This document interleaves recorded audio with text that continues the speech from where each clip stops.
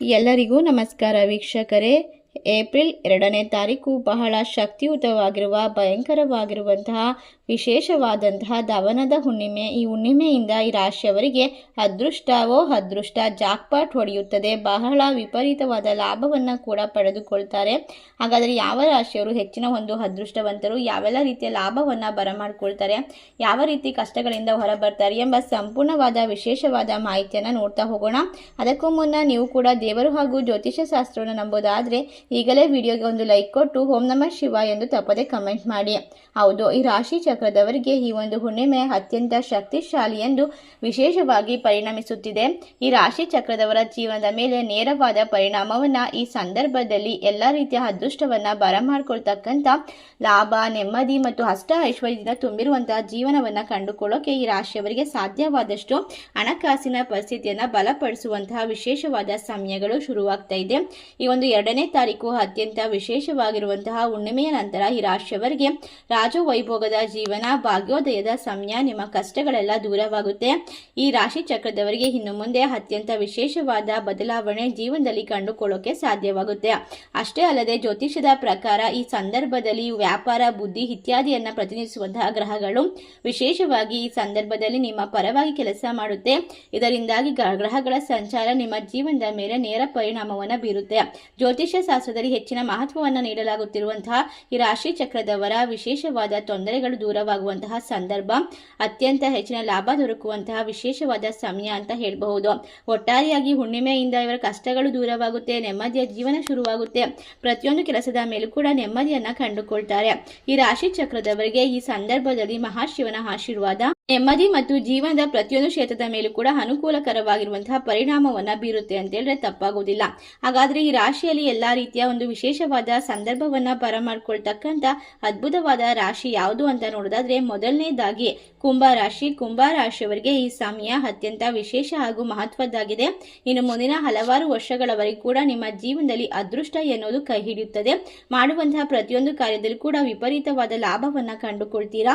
ನಿಮ್ಮ ಜೀವನದಲ್ಲಿ ಇನ್ನು ಮುಂದೆ ಅದೃಷ್ಟ ನಿಮಗೆ ಎಲ್ಲ ರೀತಿಯ ಒಂದು ಬೆಂಬಲವನ್ನ ಕೊಡುತ್ತೆ, ಸಹಾಯವನ್ನ ಮಾಡುತ್ತೆ.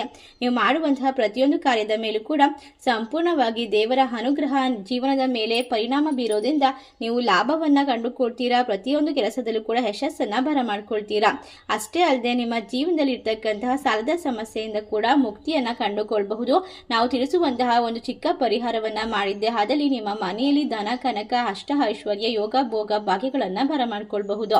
ಈ ಒಂದು ಪರಿಹಾರವನ್ನ ವಿಡಿಯೋದ ಕೊನೆಯಲ್ಲಿ ತಿಳಿಸಿಕೊಡ್ತೇವೆ, ಎಲ್ಲೂ ಕೂಡ ಸ್ಕಿಪ್ ಮಾಡದೆ ಪೂರ್ತಿಯಾಗಿ ನೋಡಿ. 2ನೇ ರಾಶಿ ಸಿಂಹರಾಶಿ. ಸಿಂಹರಾಶಿಯಲ್ಲಿರ್ತಕ್ಕಂತಹ ಜನರಿಗೆ ಈ ಒಂದು ಹುಣ್ಣಿಮೆಯ ನಂತರ ಜೀವನದ ಕ್ಷೇತ್ರಗಳ ಮೇಲೆ ನೇರವಾದ ಪರಿಣಾಮ ಬೀರುತ್ತೆ. ಕಷ್ಟಗಳ ಸುಲಭವಾಗಿರುವಂತಹ ಮಾಹಿತಿ ದೊರೆಯುತ್ತಾ ಹೋಗುತ್ತೆ. ಅಷ್ಟೇ ಅಲ್ಲದೆ ಇವರಿಗೆ ಇರ್ತಕ್ಕಂಥ ನಾನಾ ರೀತಿಯ ಹಣಕಾಸಿನ ಸಮಸ್ಯೆ, ಆರೋಗ್ಯದ ಸಮಸ್ಯೆ ದೇವರ ಅನುಗ್ರಹದಿಂದ ದೂರವಾಗುತ್ತೆ. ಮಹಾಶಿವನ ಆಶೀರ್ವಾದವನ್ನ ಈ ದಿನ ಪಡೆದುಕೊಳ್ಳೋದ್ರ ಮೂಲಕ ನೀವು ಪ್ರತಿಯೊಂದು ಕ್ಷೇತ್ರದ ಮೇಲೂ ಕೂಡ ಅತ್ಯುತ್ತಮವಾದ ಲಾಭವನ್ನ ಗಳಿಸಿಕೊಳ್ಳಬಹುದು. ದೊಡ್ಡ ಯಶಸ್ಸು ಸಿಗುತ್ತದೆ. ಭಾಗ್ಯೋದಯದ ಸಮಯ, ಸುವರ್ಣ ಯುಗ ಪ್ರಾರಂಭವಾಗುತ್ತೆ ಅಂತ ಹೇಳಿದ್ರೆ ತಪ್ಪಾಗೋದಿಲ್ಲ. ಈ ರಾಶಿ ಚಕ್ರದವರಿಗೆ ಜ್ಯೋತಿಷ್ಯದ ಪ್ರಕಾರ ನಿಮ್ಮ ಜೀವನವನ್ನ ಅದ್ಭುತವಾಗಿ ಪರಿವರ್ತನೆ ಮಾಡುವಂತಹ ಗ್ರಹಗಳ ಆಟಗಳು ಈಗ ಶುರುವಾಗ್ತಾ ಇದೆ. ಇನ್ನು ನಿಮ್ಮನ್ನ ಸೋಲಿಸೋಕೆ ಯಾರಿಂದ ಕೂಡ ಸಾಧ್ಯವಾಗುವುದಿಲ್ಲ. ಮುಂದಿನ ರಾಶಿ ತುಲಾರಾಶಿ. ತುಲಾರಾಶಿಯಲ್ಲಿರ್ತಕ್ಕಂತಹ ಜನರಿಗೆ ಈ ಸಮಯದಲ್ಲಿ ನಿಮ್ಮ ಜೀವನದಲ್ಲಿ ಅದ್ಭುತವಾಗಿರುವಂತಹ ಸಮಯ, ವಿಶೇಷವಾಗಿ ಲಾಭವನ್ನ ಕಂಡುಕೊಳ್ತೀರಾ. ಅಷ್ಟ ಐಶ್ವರ್ಯವನ್ನ ಬರಮಾಡ್ಕೊಳ್ತೀರಾ. ಸಿರಿ ಸಂಪತ್ತಿನಿಂದ ತುಂಬಿರುವಂತಹ ಜೀವನವನ್ನು ನಿಮ್ಮದಾಗುತ್ತೆ. ವಿಶೇಷವಾಗಿ ಗ್ರಹಗಳ ಸ್ಥಾನ ಬದಲಾವಣೆಯು ಈ ರಾಶಿಯವರಿಗೆ ರಾಜಯೋಗವನ್ನ ರೂಪು ಮಾಡಿಕೊಡುತ್ತೆ. ನಿಮ್ಮ ಮನೆಯಲ್ಲಿ ಅದ್ಭುತವಾದ ಪ್ರಯೋಜನಕಾರಿ ಸಮಯ ಪ್ರಾರಂಭವಾಗುತ್ತೆ. ಈ ಸಮಯದಲ್ಲಿ ವ್ಯವಹಾರವನ್ನು ವಿಸ್ತರಣೆ ಮಾಡಲು ಬಲವಾದ ಸೂಚನೆಗಳು ಸಿಗ್ತಾ ಹೋಗುತ್ತೆ. ಮುಂದಿನ ರಾಶಿ ಕುಂಭರಾಶಿ. ಕುಂಭರಾಶಿಯವರಿಗೆ ಈ ಸಮಯ ಲಾಭ ಗಳಿಸುವಂತಹ ಅದ್ಭುತವಾದ ಲಕ್ಷಣಗಳಾಗಿದೆ. ಸಂಬಳ ಪಡೆಯುವಂತಹ ವೃತ್ತಿಪರರು ತಮ್ಮ ಮೇಲಾಧಿಕಾರಿಗಳಿಂದ ಬೆಂಬಲವನ್ನ ಕೂಡ ನಿರೀಕ್ಷೆ ಮಾಡಬಹುದು. ಏಪ್ರಿಲ್ 2ನೇ ತಾರೀಕಿನ ಹುಣ್ಣಿಮೆ ನಿಮ್ಮ ಜೀವನದ ಬಾಳಿನ ಕತ್ತಲೆಯನ್ನ ದೂರ ಮಾಡಿ ಬೆಳಕನ್ನ ತಂದುಕೊಡುತ್ತೆ.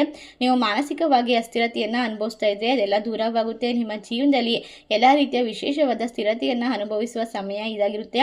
ನಿರ್ಧಾರವನ್ನ ತೆಗೆದುಕೊಳ್ಳುವಾಗ ಗೊಂದಲಕ್ಕೆ ಕಾರಣವಾಗಬಹುದು. ಅದಲ್ಲದೆ ವೆಚ್ಚಗಳಲ್ಲಿ ಹಠಾತ್ ಆಗಿ ಏರಿಕೆ ಆಗಬಹುದು. ಆದ್ದರಿಂದ ಉತ್ತಮವಾಗಿ ಹಣಕಾಸು ನಿರ್ವಹಣೆ ಯೋಜಿಸೋದು ಅಗತ್ಯವಾಗಿರುತ್ತೆ. ಈ ರಾಶಿಯವರಿಗೆ ಇನ್ನು ಮುಂದೆ ಫಲಗಳು ಅದ್ಭುತವಾಗಿರುತ್ತೆ.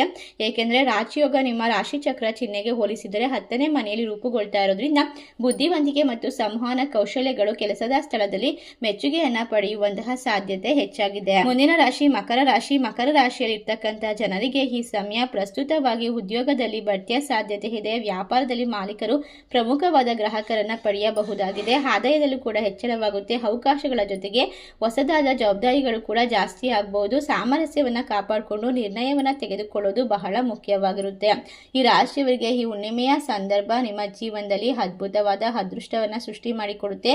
ನಿಮ್ಮ ಯೋಚನೆಗಳು ಕ್ರಮೇಣವಾಗಿ ಫಲಪ್ರದವಾಗುತ್ತದೆ. ನೀವು ಗಮನಿಸಬಹುದು, ಶಿಕ್ಷಣ, ಬರವಣಿಗೆ, ಮಾಧ್ಯಮ, ಸೃಜನಶೀಲ ಕ್ಷೇತ್ರದಲ್ಲಿ ತೊಡಗಿರುವಂತವರಿಗೆ ಈ ಹುಣ್ಣಿಮೆಯ ನಂತರ ಅದ್ಭುತವಾಗಿರುವಂತಹ ಸಮಯ ಪ್ರಾರಂಭವಾಗ್ತಾ ಇರೋದ್ರಿಂದ ಮನೆ ಮತ್ತು ಮನಸ್ಸುಗಳಲ್ಲಿ ನೆಮ್ಮದಿ ತುಂಬಿರುವಂತಹ ವಾತಾವರಣವನ್ನ ಸೃಷ್ಟಿ ಮಾಡ್ಕೊಳ್ತೀರಾ.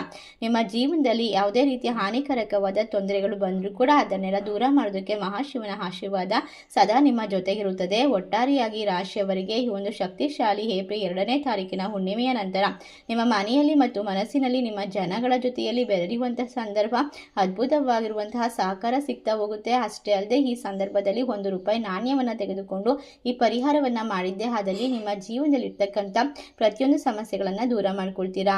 ಹುಣ್ಣಿಮೆಯ ರಾತ್ರಿ 10 ಗಂಟೆಯ ನಂತರ ₹1 ನಾಣ್ಯವನ್ನು ನಿಮ್ಮ ಕೈಯಲ್ಲಿ ಹಿಡಿದು ಒಂದು ಲೋಟ ಗಾಜಿನ ನೀರಿಗೆ ಅದನ್ನು ಹಾಕಬೇಕಾಗುತ್ತೆ. ಅದನ್ನು ಹಾಕುವಾಗ ಒಂದು ವಿಶೇಷವಾದ ಭಕ್ತಿಯಿಂದ ಈ ಒಂದು ಮಾತುಗಳನ್ನು ಹೇಳಬೇಕಾಗುತ್ತೆ. ನನ್ನ ಜೀವನ ಅದ್ಭುತವಾಗಿದೆ. ನಾನು ಹಣವನ್ನು ಸುಲಭವಾಗಿ ಬರ ಮಾಡ್ಕೊಳ್ತೀನಿ. ನನ್ನ ಸಾಲಗಳಿಂದ ಪರಿಹಾರ ಸಿಕ್ಕಿದೆ. ನಾನು ತುಂಬ ನೆಮ್ಮದಿಯ ಜೀವನವನ್ನು ನಡೆಸ್ತಾ ಇದ್ದೀನಿ. ಈ ಒಂದು ಮಾತುಗಳನ್ನು ಅದಕ್ಕೆ ಹೇಳಿ ಆ ₹1 ನಾಣ್ಯವನ್ನು ನಿಮ್ಮ ದಿಂಬಿನ ಕೆಳಗೆ ಇಟ್ಟು ಮಲಗಬೇಕು. ಆ ನೀರನ್ನು ನಿಮ್ಮ ತಲೆಯ ಹಿಂದೆ ಭಾಗದಲ್ಲಿ ಎಲ್ಲೂ ಕೂಡ ಚೆಲ್ಲದೆ ಇರುವಂತಹ ರೀತಿ, ನಿಮ್ಮ ಕೈ ಕಾಲು ತಾಗದೇ ಇರುವಂತಹ ರೀತಿ ಇಟ್ಟು ಮಲಗಬೇಕು. ನಂತರ ಬೆಳಿಗ್ಗೆ ಎದ್ದು ಅದನ್ನು ಕುಡಿಬೇಕಾಗುತ್ತೆ. ಕುಡಿಯುವಾಗ ಮತ್ತೆ ಆ ಮಾತುಗಳನ್ನು ರಿಪೀಟ್ ಮಾಡಬೇಕು. ನಂತರ ನಿಮ್ಮ ಜೀವನದಲ್ಲಿ ಆಗುವಂತಹ ಮ್ಯಾಜಿಕನ್ನು ನೀವು ನೋಡಬಹುದು. ಯಾಕೆಂದರೆ ಹುಣ್ಣಿಮೆಯ ದಿನ ಶಕ್ತಿ ಚಂದ್ರನಿಗೆ ಜಾಸ್ತಿ ಇರುತ್ತೆ. ನೀರು ಮತ್ತು ಚಂದ್ರ ವಿಶೇಷವಾಗಿ ಅನುಬಂಧ ಇರೋದ್ರಿಂದ ಶಕ್ತಿಯನ್ನು, ಚಂದ್ರನ ವಿಶೇಷವಾದ ಪೂರ್ಣ ಶಕ್ತಿಯನ್ನು ನೀರು ಹೀರ್ಕೊಂಡಿರುತ್ತೆ. ಅದರಿಂದಾಗಿ ನಿಮ್ಮ ಆರೋಗ್ಯದ ಮೇಲೆ, ನಿಮ್ಮ ಜೀವನದ ಮೇಲೆ ಸಕಾರಾತ್ಮಕವಾದ ಪರಿಣಾಮ ಬೀರುವುದಕ್ಕೆ ಸಾಧ್ಯವಾಗುತ್ತೆ. ಈ ಒಂದು ವಿಶೇಷವಾದ ಮಾಹಿತಿ ನಿಮಗೆಲ್ಲ ಇಷ್ಟವಾಗಿದ್ದರೆ ನಿಮ್ಮ ಫ್ರೆಂಡ್ಸ್ ಆ್ಯಂಡ್ ಫ್ಯಾಮಿಲಿಗೆ ಶೇರ್ ಮಾಡಿ. ಈ ರಾಶಿಗಳಲ್ಲಿ ನಿಮ್ಮ ರಾಶಿ ಇದ್ದರೂ ಇಲ್ಲದಿದ್ದರೂ ಭಕ್ತಿಯಿಂದ ಓಂ ನಮಃ ಶಿವಾಯ ಎಂದು ತಪ್ಪದೆ ಕಮೆಂಟ್ ಮಾಡಿ. ಧನ್ಯವಾದಗಳು.